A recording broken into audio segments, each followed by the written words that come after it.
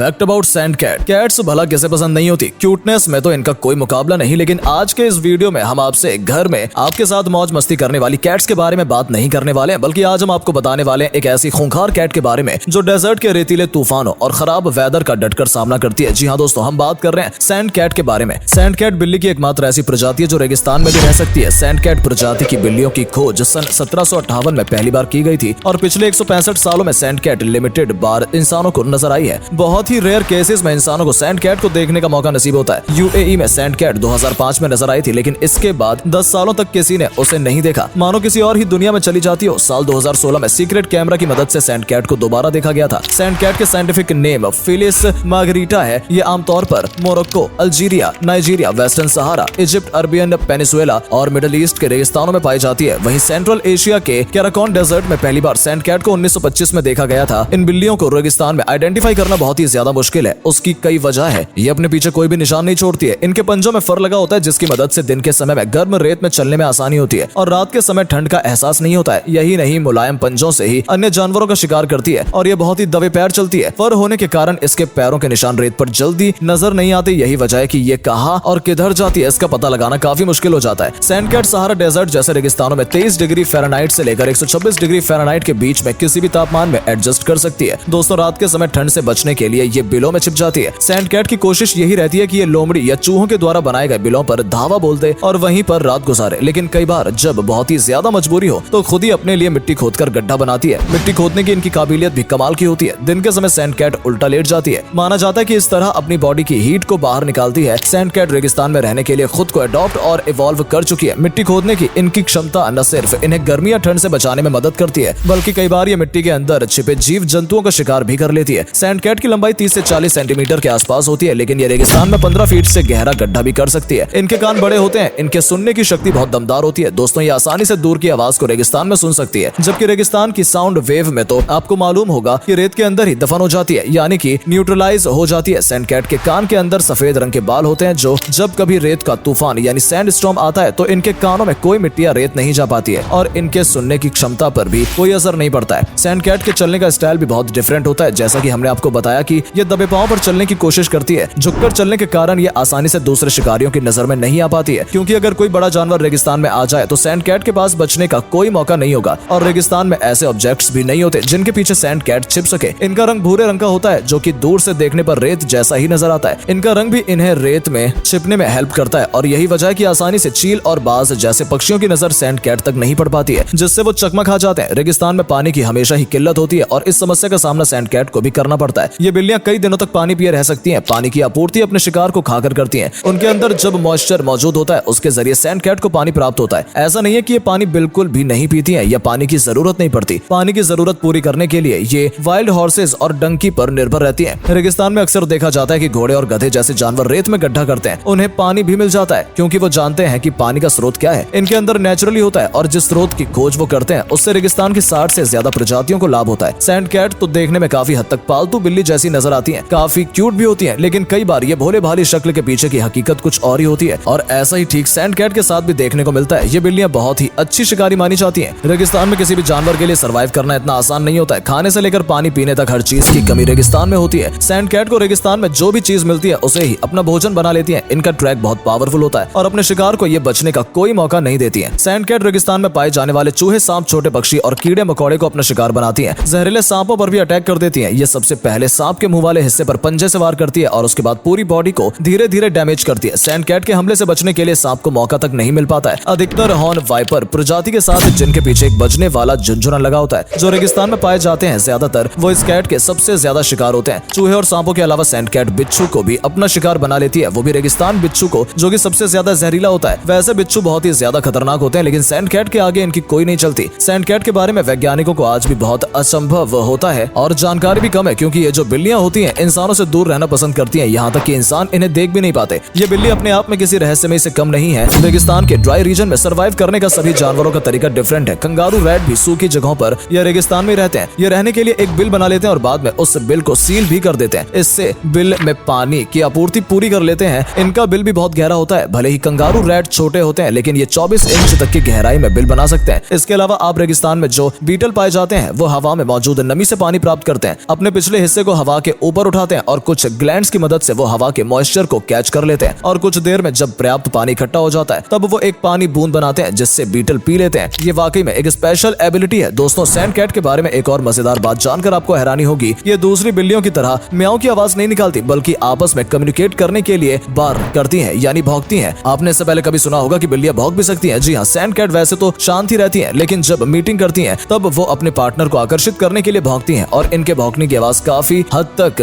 She हुआ कुत्तों जैसी होती है। मीटिंग के बाद मादा बिल्लियां प्रेग्नेंट हो जाती हैं और उनका प्रेगनेंसी पीरियड 60 से 70 दिनों के बीच का होता है। एक बार में मादा सैंड कैट 2 से 3 बच्चों को जन्म देती है। करीब 6 से 8 महीने में ही सैंड कैट के बच्चे युवावस्था में पहुंच जाते हैं और खुद शिकार करने के काबिल भी बन जाते हैं। सैंड कैट की दौड़ यानी रफ्तार भी बहुत अच्छी होती है। जरूरत पड़ने पर यह रेगिस्तान में 40 किलोमीटर प्रति घंटे की रफ्तार से भी दौड़ सकती है। रिसर्चर्स के अनुसार एक सैंड कैट रात को शिकार करने के लिए रोजाना 8 किलोमीटर तक का सफर तय करती है। विशाल रेगिस्तान में एक बिल्ली के लिए इतना सफर तय करना बिल्कुल भी आसान नहीं रहा है। दोस्तों, रेगिस्तान में जीवन चुनौतीपूर्ण जरूर है, लेकिन सैंड कैट ने अपने आप को इसके हिसाब से ढाल लिया है। वैसे वहाँ पर ज्यादा कोई तकलीफ नहीं हुई। जैसे कि मछली पूरी जिंदगी पानी में बिताती है, ठीक वैसे ही सैंड कैट को पूरी जिंदगी रेगिस्तान में रहने में कोई दिक्कत नहीं। लेकिन अगर रेगिस्तान के अलावा सैंड कैट को किसी दूसरे स्थान पर रखा जाए तो वहाँ आने से उनको दिक्कत हो सकती है। ऐसे भी केसेस सामने आ चुके हैं जब लोग सैंड कैट को अपना पेट बनाते हैं और घर लाकर उनकी देखभाल करने लग गए, लेकिन उस कंडीशन में सैंड कैट सर्वाइव नहीं कर पाई और रेगिस्तान से भी ज्यादा तकलीफ उन्हें घर पर हुई। इससे एक बात तो साफ है कि प्रकृति ने जिस जानवर को जिस हिसाब से बनाया है और वहाँ वो पाए जाते हैं, उन्हें वहीं पर रहने देना चाहिए। जानवरों के नेचुरल हैबिटेट को बदलना बिल्कुल भी ठीक नहीं है। कई बार भलाई के चक्कर में पास आउट पड़ जाता है। दोस्तों, उम्मीद करते हैं कि सैंड कैट के बारे में आप अच्छे से समझ गए होंगे और इंसान को इन बिल्लियों से घबराने की कोई जरूरत नहीं है, क्योंकि ये इंसानी बस्तियों से काफी दूर रहते हैं। हालांकि कभी कभी अपने पंजों से इंसानों को नुकसान पहुंचा देते हैं, लेकिन वैसा इन्हें इंसानों के लिए ज्यादा घातक नहीं माना जाता है। सो क्या है, इन जंगली बिल्लियों को घर पर पालना चाहिए या नहीं? आप अपनी राय में कमेंट करके जरूर बताएं। और अगर इस वीडियो में आपको कुछ नया सीखने का मौका मिला हो तो प्लीज इस वीडियो को लाइक करके अपने फ्रेंड्स और फैमिली के साथ जरूर शेयर करें। धन्यवाद।